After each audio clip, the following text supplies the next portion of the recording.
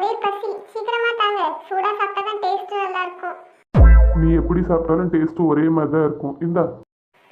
பிரியாணி என்ன இது? டேஸ்ட் நல்லாவே இல்ல. ஒரு மாதிரியா இருக்கு. ஐயே, தக்காளி சோறு நல்லா இருக்கு. இந்த 65 காரமெல்லாம் இருக்கு. ஐயே, நல்லாவே இல்லையே.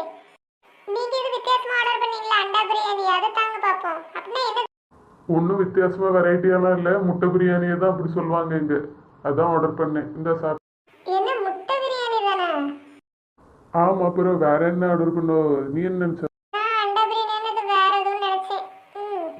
சே, இதுவும் டேஸ்ட் நல்லா இல்ல. அதே தக்காளி சோறு தான்.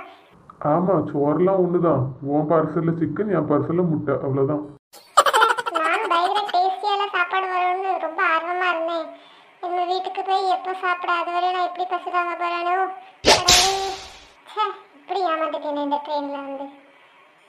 Much later. எங்க நம்ம மும்பைக்கு வந்துட்டோமா? நம்ம வீடு இங்க தான் இருக்கா? ஆனா இன்னும் இங்க இவ்வளவு கூட்டமா இருக்கு. ஆட்கள் எங்க இருந்தா வருவாங்க?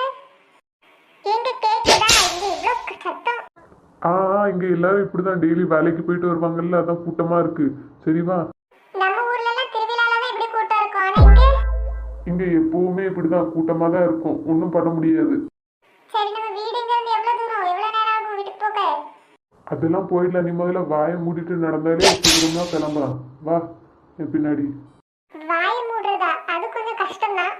ஆனாலும் ட்ரை பண்றேன். சரி, நீ அந்த பேக்கை மட்டும் எடுத்துட்டு வா. எந்த பக்கம் நடக்கிற? கடவுளே, எலும்பு! என் பின்னாடி தான் வர சொன்னேன். என்ன சுத்தி பார்த்துட்டு இருக்கா அங்கேயும் இங்கேயும்? இல்லங்க, நான் திடீர்னு விழுந்ததை பார்த்து யாராவது சிரிக்காங்களோன்னு நினைச்சு பார்த்தேன்.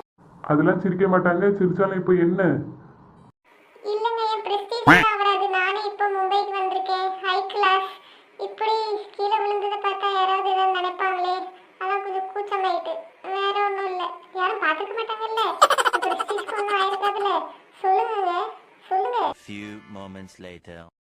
இந்த ஊர்ல பில்டிங்லாம் என்ன வளர்த்தியா இருக்கு, அழகா. ஆனா எனக்கு ஒரு டவுட். திடீர்னு கரண்ட் இல்லாம லிஃப்ட் வேலை பார்க்கலன்னா அந்த மேல உள்ள ஃப்ளோர்ல இருக்கிறவங்க எப்படி ஏறி போவாங்க? நீங்க கவலைப்பட வேண்டாம். அப்படிலாம் ஒன்றும் ஆகாது. இங்கே எப்பவுமே எலக்ட்ரிசிட்டி இருக்கும். அதனால லிஃப்ட் வேலை பார்க்கும். ஓஹோ, அப்ப நம்ம ஊர்ல தான் அப்பப்ப கரண்ட் புடிங்கி நம்ம உயிரை எடுக்கிறாங்க. சரி சரி. மும்பையில் இன்னும் நிறைய இடம் இருக்கு. அப்புறமா லீவ் டைம்ல ஒன்றினா கூட்டு போறேன். சரி சரி, கண்டிப்பா கூட்டு போங்க. ஆமா, நம்ம வீடு எத்தனாவது ஃப்ளோர்ல இருக்கு? எவ்வளவு பெரிய பில்டிங்? எத்தனை ரூம்? நம்ம ஊர்ல எங்க வீடோட பெரிய ரூமா? அதுவா? அதான் இப்போ கொஞ்ச நேரத்துல பாப்பியே. அது பாப்பேன், ஆனாலும் எக்ஸைட்மெண்ட். ஓவர் எக்ஸைட்மெண்ட்லாம் வேண்டாம். ஆனா நம்ம ரெண்டு பேருக்கும் போதுமான அளவான வீடு தான் பார்த்துருக்கேன். நம்ம ரெண்டு பேருக்கும் எவ்வளோக்குள்ள வசதி தேவையோ அவ்வளோ இருக்கு அங்க. சரியா?